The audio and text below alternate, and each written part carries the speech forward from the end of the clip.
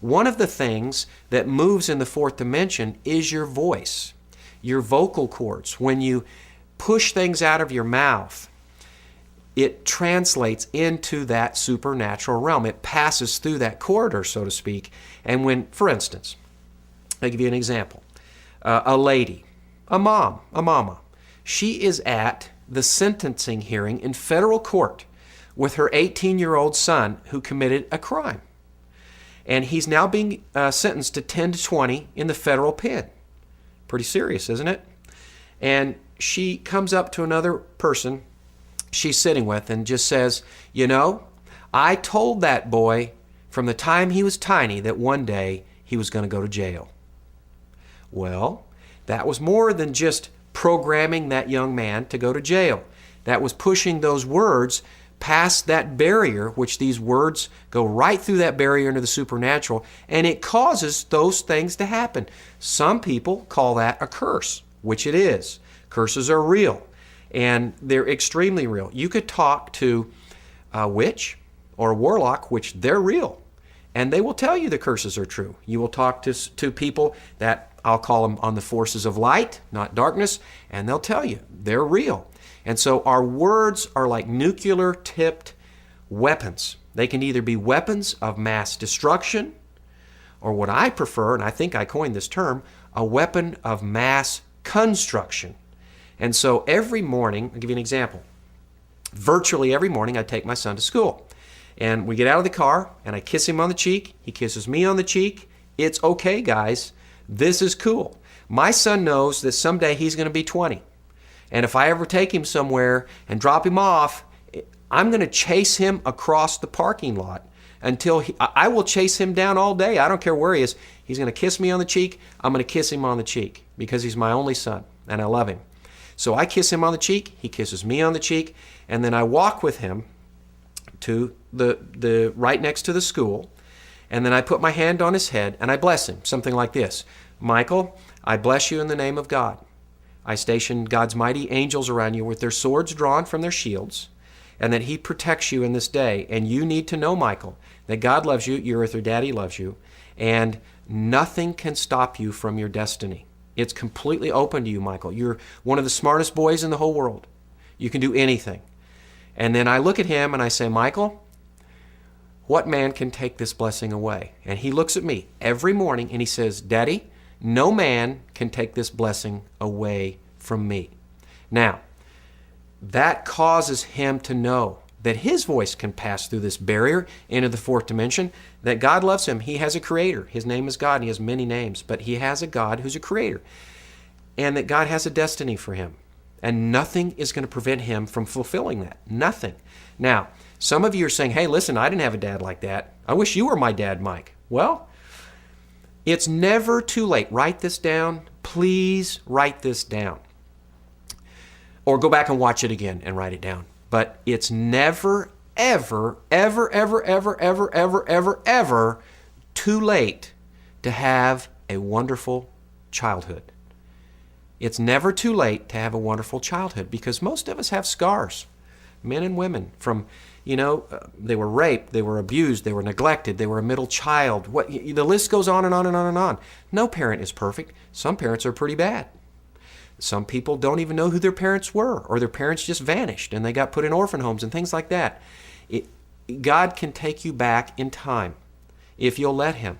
And He can rebuild you. He can heal every single one of those emotional harms, even the ones you don't know about. That's what this video series is about making those things, the hurts, healed, your destiny apparent, knowing that there's nothing in the world that can stop you from reaching it. And it's not about money. Money comes. Now, let me stop for a second. How much money should you have?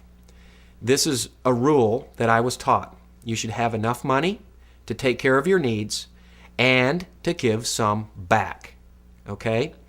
Now, for some people, that's $1 billion or more. And some people, it's $20,000 or $30,000 or $40,000 a year.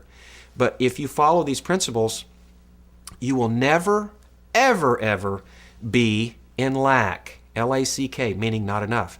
You'll move as you integrate these principles into your life. You'll move from not enough to just enough to more than enough.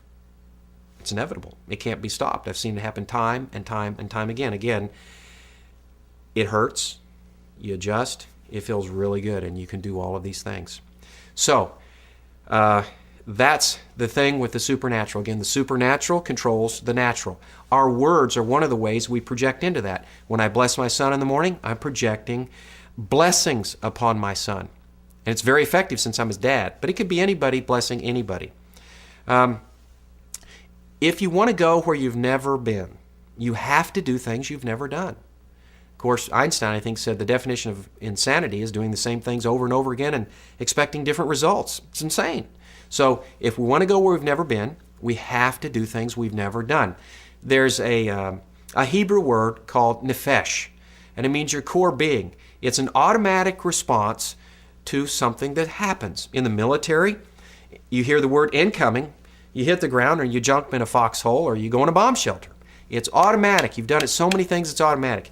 And what I want you to do with this is I want you to understand in your head that your words are like nuclear weapons. Remember, weapons of mass destruction or weapons of mass construction.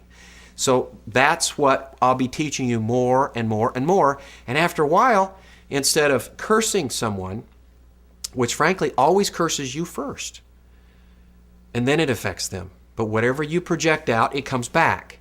So if you're projecting blessings, you're blessed. If you're projecting curses, you're cursed. Now, again, I'm not a preacher. I love preachers. I'm a business guy, and I'm standing here before you on a mission. It happened just the way I told you when I was 5. It happened just the way I told you when I was in my office. So here I am with you. You can tell I'm passionate about this. This stuff really works. So where we're going to progress over the next few months in the video newsletter is that the supernatural miracles, you begin to expect them. Even if you don't go to church, if you implement these policies and these concepts into your life, it's just natural law. You can either break yourself on them or be broken by them. And so again, I'm going to teach you how to make those adjustments. Most of the time it's small. It's not even big adjustments. They're small, ridiculously small, holding you back, not just from your destiny, but even knowing what it is. Can you imagine, your Creator who knows everything?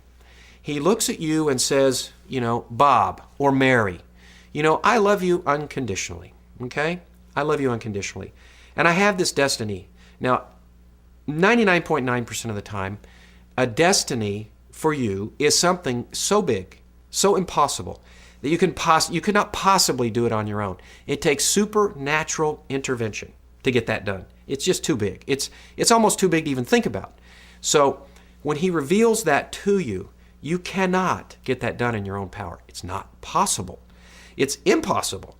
So can you imagine how cruel that would be to have a Creator, a loving Creator, who created you with limited powers? Limited. We all know that. We have limitations. Most of the time they're pretty small. But He reveals your destiny to you, knowing that you can't get it done. That's not going to happen. He would not do that to you. He's a kind, loving Creator.